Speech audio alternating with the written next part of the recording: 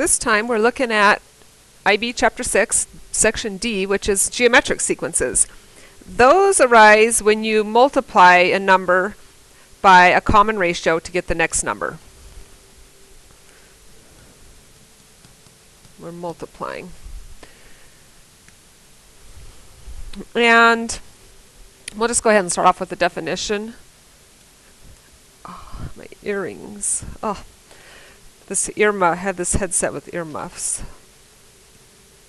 And anyway, so U sub n is geometric if and only if. So if you take one of the terms and you divide by the previous one, you will get the common ratio r. And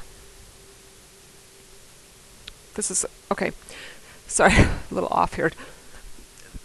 Just like before where the arithmetic sequence was named after the arithmetic mean, the geometric sequence also involves the geometric mean.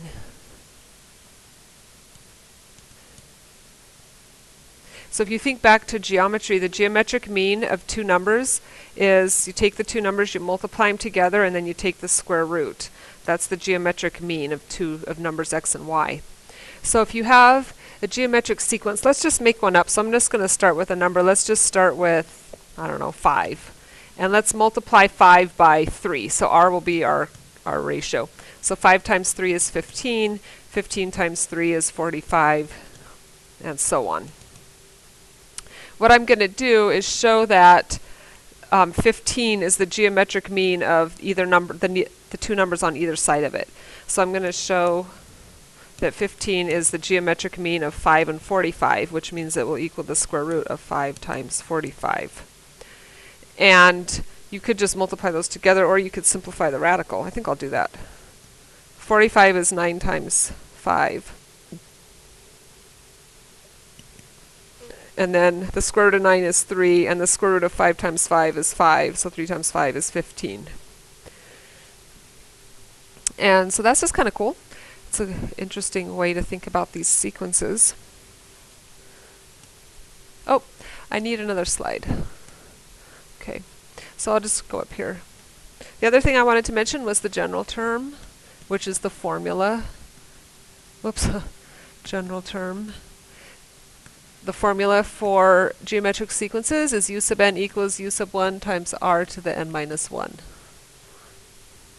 So that's something that you'll want to memorize if you haven't already remembered it from pre-calc, because you'll use that a lot. And now we can go to the examples. So first we're going to show it's geometric. You have two choices here. You can take a number and divide by the previous and show that you have the same ratios. So you could do 4 divided by 8 is a half, 2 divided by 4 is a half, 1 divided by 2 is a half, etc. And then you would say, therefore, it's geometric sequence with U sub 1 equal to 8 and r equal to a half. Or you could do the geometric mean. So you could show that 4 is the geometric mean of 8 and 2. And 8 times 2 is 16. The square root of 16 is 4. And then you could pick another two numbers. You could show that 2 is the geometric mean of 4 and 1. The square root of 4 is 2, sure enough. So that's a couple of different ways you can show that. And then the general term, that's the formula U sub n equals U sub 1 times r to the n minus 1. So that means that U sub n is, let's see, the first term is 8. The common ratio is a half. And it's to the n minus 1. So that's the formula for that. And then finally, find the 12th term. So that means that n will be 12. You can write it like, whoops, that's supposed to be a 12. I don't know why I wrote 8. U to the 12th is 8 times 1 half to the 12 minus 1, which is 11. And then let's simplify this. That's 1 over 2 to the 11th, which means this is 8 over 2 to the 11th. And then 8 can be written as 2 to the 3rd. And that can be written as 1 over 2 to the 8th. And then 2 to the 8th can be written as 256. And now the answer is written as a fraction. Oh, I love these. I don't know why, but I just think they're fun. So you have these three numbers that are consecutive terms of a geometric sequence. Find k. So the logical thing to do would be to take the middle one and divide by the previous, and then take the last one and divide by the previous. And those are both going to be the common ratio, so that means they're going to equal each other. And then to solve this, we would cross multiply.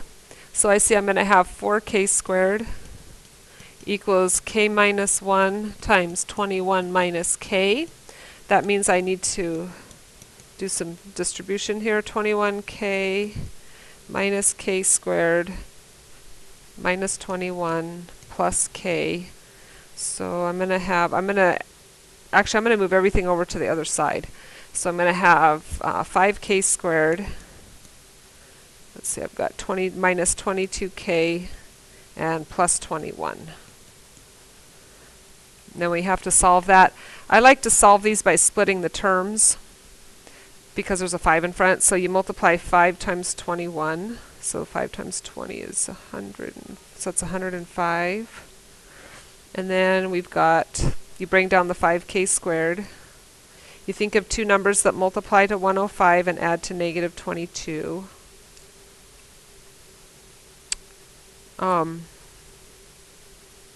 Factors of 105 are 5 and 21, and then that's 3 and 7. So I think 7 times 15. So 105 is the same as 15 times 7. I'm just trying to do this without getting out the calculator. So that means that negative 15 times negative 7 would multiply to 105, and it would add to negative 22. Because I'm trying to find factors of 105 that sum up to negative 22. And if you learn this a different way, then by all means do it the way that makes sense to you. Then we factor out the GCF. This is called factoring by grouping. The minus, this sign comes down. I factor out the GCF out of those. Okay, that looks good, and this is good news because then these are the same. So then I'm going to have k minus 3 times 5k minus 7 equals 0. Set each of those, oops, that's a k. Set each of those equal to 0 and solve. So we get those two things. And then we need to go back and find our, oh, it just said find k. The question is, do these both work? So let's plug k back in. 3 in, so that's going to be 3 minus 1 is 2. 2 times 3 is 6. 21 minus 3 is 18. And 2 times 3 would give you 6. 6 times 3 would give you 18. So in that case, the r is 3 as well. So the k was 3 and the r was 3. Now let's try 7/5. 7/5 minus 1 is 3/5. 2 times 7/5 is 14/5. And 21 minus 7/5 that I have to do. Let's see, how do I want to do that? I guess I'll get a common denominator. So we already know that that's 105. 105 minus 7 is 98 fifths. So it looks like, oh, I think I must have made a mistake. Oh yeah, I did. I was going to look at this because it didn't make sense. 7/5 minus 1 is 2/5. So I did make a mistake. That's the nice thing about math. If you make a mistake, you often find it. So 2 times 7 would give you 4. So multiply times 7. And then is 14 times 7, 28? I mean 98? Yes, it is. So then I'm multiplying, that's a times 7 again to get that one. So that means on this one, r is actually 7. It's not the same as the k value. Those are the r's. So the k's are both 3 and 7/5. Okay, here's one of those classic problems. So I'm going to find the general term. I'm going to go ahead and write the formula. And then it's on these, what you want to do, actually you want to use the larger number, this larger, or the u to the fifth, the larger term in the sequence. Do it first. So I'm putting in 162 equals u sub 1 we don't know, r we don't know, and then the n is 5, so 5 minus 1 is 4. And then I'll do the same thing with the other term, negative 6 equals u sub 1 times r, and then 2 minus 1 would be 1. And then what we're going to do here is we're going to divide these, because these will cancel out. R to the fourth divided by r to the 1 is r to the third. See, that's why I wanted my bigger r on top, so that they will divide nicely. And then 162 divided by negative 6, I don't know that off the top of my head. That's 27, negative. Then we take the cube root of that, and that's negative 3. And we still want the general term, so we still need to find u sub 1. So what I'm going to do is I'm going to go back and use this easier one that has smaller numbers that I can do in my head. Plug in r, and then I can solve, and that's going to be 2. Negative 6 divided by negative 3 is 2. And then we can come back and write the entire formula. U sub 1 times the ratio to the n minus 1. And by the way, you should check it just to make sure you didn't make any silly mistakes. So I'm going to check it with the other one. Plug in, I'm going to use 5.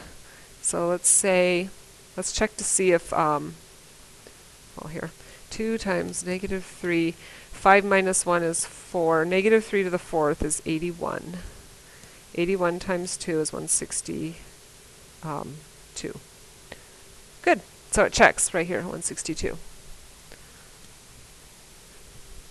Find the first term of the sequence, 6, 6 root 2, 12, 12 root 2, and so on, which exceeds 1400. So what we need to do is, the best way, in my opinion, I like to use formulas. I'm going to come up with the general formula first. I already know the first term is 6, and the ratio, it looks like I multiplied this by root 2. If I multiply 6 root 2 by root 2, I get 6 times 2, which is 12, and then 12 times root 2. So clearly the r is root 2. And then to the n minus 1. Now, I want to know when we first exceed 1400, so I'll plug in 1400 for my term, and we will solve this. Okay, we're trying to solve for n, which is in the exponent. To undo exponentials, we use logarithms, but I can't take the log yet because there's a 6 in the way, so I need to divide both sides by 6. 1400 divided by 6 is a nice decimal. Well, not such a nice one. It's a third, so it's repeating. I'm keeping that in my calculator. Okay, now I can take the log of both sides. You can use any log you want. I'm going to use just natural log just because I like natural log. And then, so I'm going to take the natural log of my answer because I already have this number in my calculator. So natural log of second answer. And that's about 5.45, but I'm keeping that in my calculator. And then over here on this side, I'm going to use my log property and take this n minus 1 out front. And we have this. That means I need to divide both sides by natural log of root 2. So I still have this number in my calculator. I'm going to press divide by natural log of the square root of 2. Hit enter. I get 15.73 equals, those canceled, n minus 1. So then I can add 1 to that and get 16.73, and then we're going to look at this. It says find the first term. So the first one that exceeds it would be term number 17, because 16 is not going to be enough, and they are going up. So n equals 17 would be the first term that exceeds it. I wonder if they want us to actually find that term. We could do that. I'm not sure if it wants that. It does say to find it, so I think we need to do that. 6 times the square root, and then plug 17 in.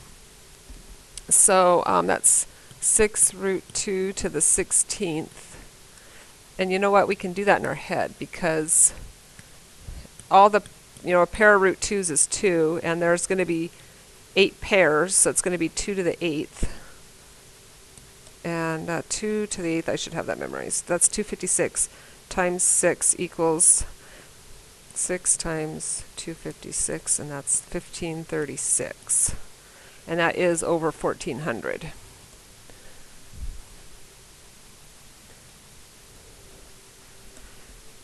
Example 11. The initial population of rabbits was 50. The population increased by 7% each week.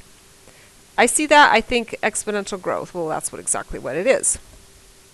I wouldn't even bother using a geometric sequence on this. I would just use the familiar exponential growth formulas. So that would be y equals y sub naught.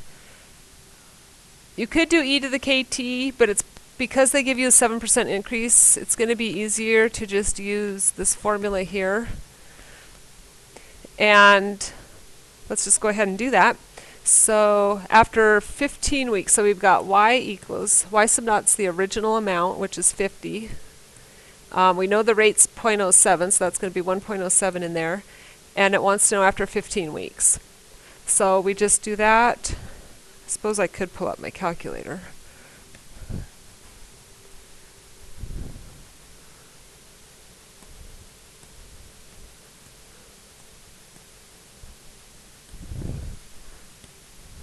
Okay, 50, clear, 50 parenthesis 1.07 raised to the 15. And you've probably already got, no. Is this thing not calibrated or what? Enter. How many rabbits were present after 15 weeks? So at exactly 15, well, it's about 138. It's not going to be perfect anyway.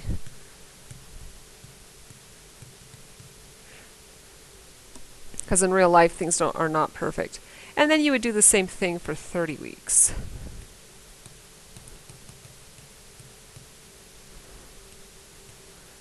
You can do second entry and then just come back here and type in 30. So about 381.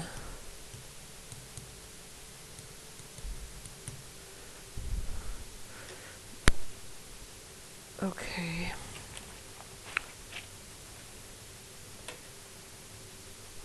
Now, how long would it take for the population to reach 500? That means the 500 needs to go in there for y, doesn't it? And it's still starting at 50. It's still 1.07. The only difference is now we don't know t. And again, this is going to require logarithms. But first we have to divide by 50. So 500 divided by 50 is 10. You could do log base 107 on both sides. Why not? Let's just do that. Or you could take natural log and simplify. It's really a personal preference. Or you could take log of both sides and simplify. So if you choose to do it this way, on the right you'll have t, and on the left you'll change the base formula, which is log of 10 divided by log of 1.07. Enter. 34. It's about 34 weeks.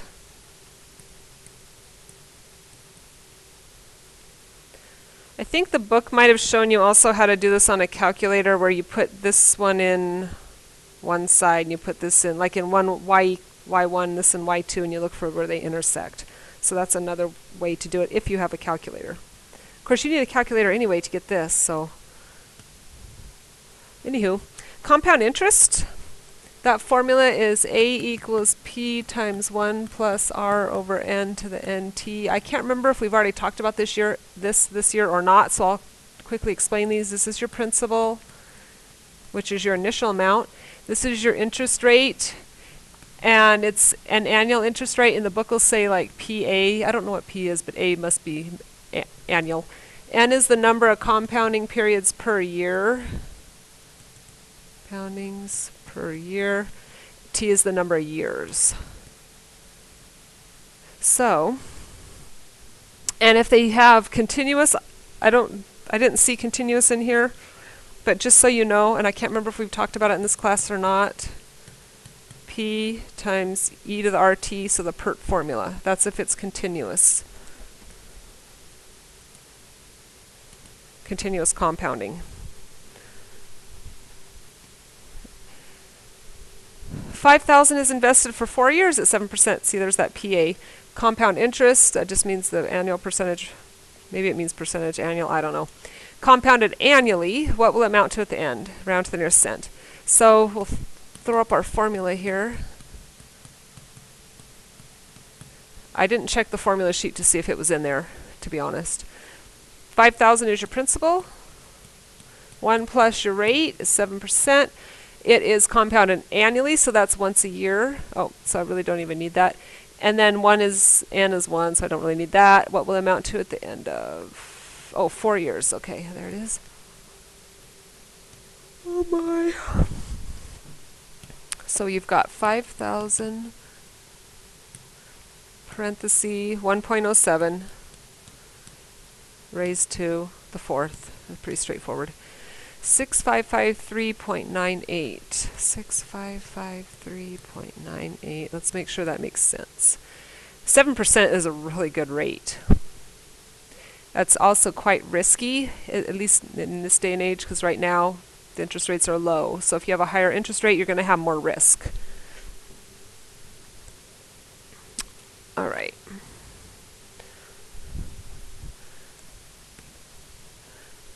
That's why you want to diversify your portfolios when you invest your money. It's because you'll have some risky investments and some safer investments. The safer investments you won't make as much interest on. The riskier ones you will, as long as you don't lose your money. Last example. How much should I invest now if I need a maturing value of 10,000 euros, that's my euro symbol, in 4 years' time, and I'm able to invest at 8% compounded twice annually? Sorry, I'm yawning. Start off with the old familiar formula and plug and chug. So I don't know my principal. That's what I'm trying to find. I want to have 10,000 euros at the end. My rate is 8%, which is very high, quite high. It is twice annually, so that's 2 times per year. N is 2.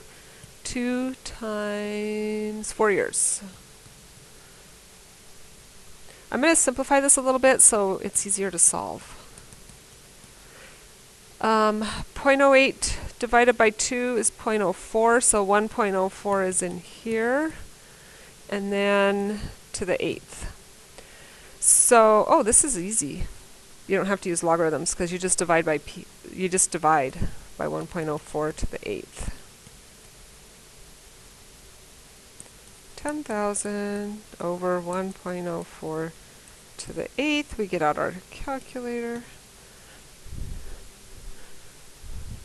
1, 2, 3, whoops, divided by 1.04 raised to the 8th.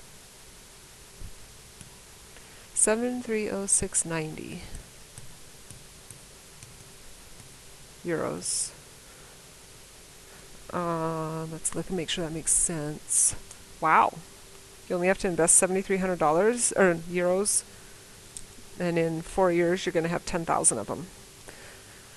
All right, that's pretty cool. And you know what? That's the end of this lesson.